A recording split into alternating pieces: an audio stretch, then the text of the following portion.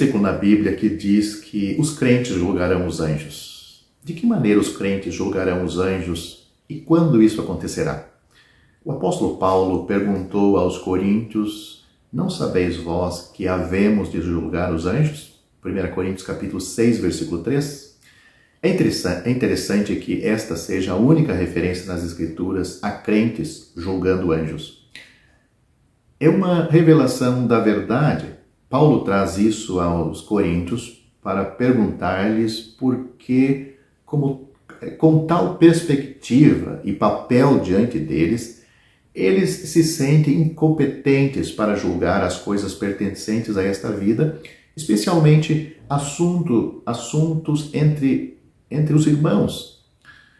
Com um destino tão grande, é inconsistente sair para o mundo, procurar os tribunais do mundo para resolver as dificuldades internas da Assembleia. É outra evidência no Novo Testamento de como os privilégios futuros, profeticamente falando, devem moldar nossas vidas agora e afetar o testemunho da Assembleia. Eu não considero o julgamento que temos aqui, julgar os anjos, eu não considero o julgamento em um sentido judicial ou penal, como alguns o fazem, referindo ao julgamento do grande trono branco, quando dizem eles, os anjos, serão julgados por Deus e pela igreja. Isso significaria que os anjos neste caso, são anjos caídos, mas certamente tal julgamento naquele dia solene é prerrogativa somente de Deus. Eu prefiro tomar a palavra julgarão, no sentido julgarão os anjos, no sentido de administração. Por exemplo, em Mateus capítulo 12, versículo 28, o Senhor Jesus fala dos discípulos sentados em 12 tronos julgando as 12 tribos de Israel. Não devemos entender com isto que eles se sentarão no julgamento judicial. Significa presidir as 12 tribos, administrar seus assuntos. Assim, os crentes devem ser exortados acima dos anjos e presidi-los.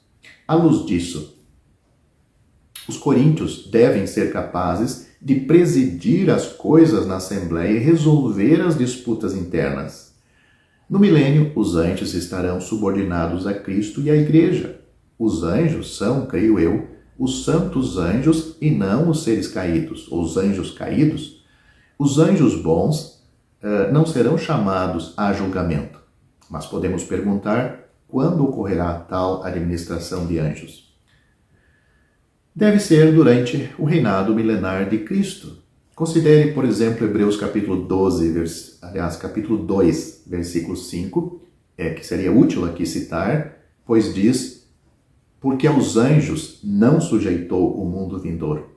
A partir deste versículo, aprendemos que os anjos não estarão em posição de administração durante os 1000 anos, mas o próprio Cristo governará em equidade e justiça, e em associação com ele, os súditos do seu reino, ou seja, a igreja.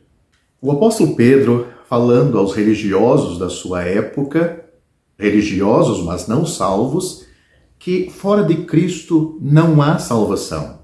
Note o que ele disse: e em nenhum outro há salvação, porque também debaixo do céu nenhum outro nome há dado entre os homens, pelo qual devamos ser salvos. Isso está registrado em Atos capítulo 4, versículo 12. É somente sobre esta base e nenhuma outra que você pode ser salvo. Se você deve ser salvo, então o pesado fardo dos seus pecados precisa ser removido. Se o pesado fardo precisa ser removido, a pena pelo pecado precisa ser aplicada em alguém.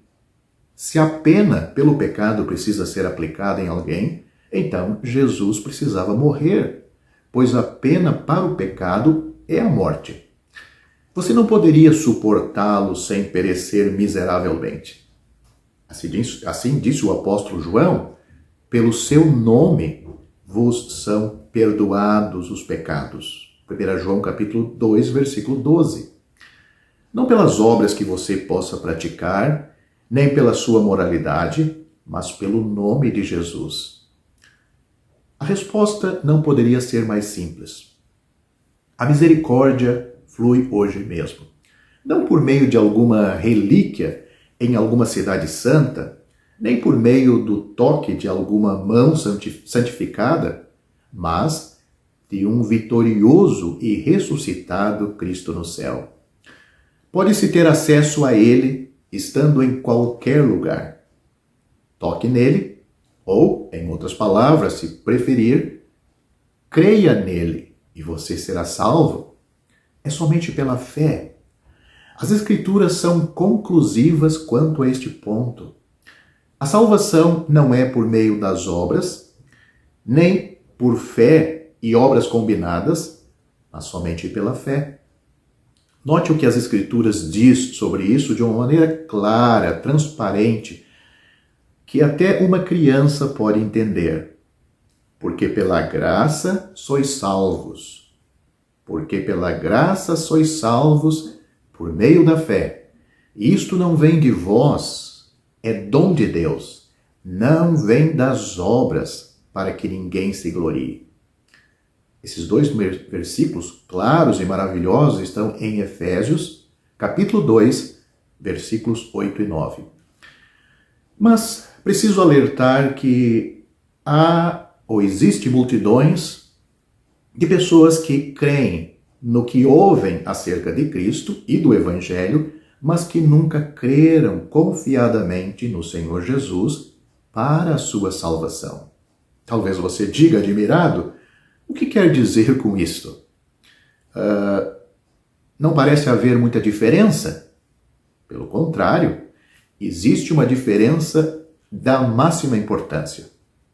Suponhamos que eu esteja a passear com um amigo numa das ruas principais de alguma grande cidade. O meu amigo, numa certa altura dessa caminhada, ele me diz: você vê aquele grande edifício na esquina, com uma tabuleta de metal?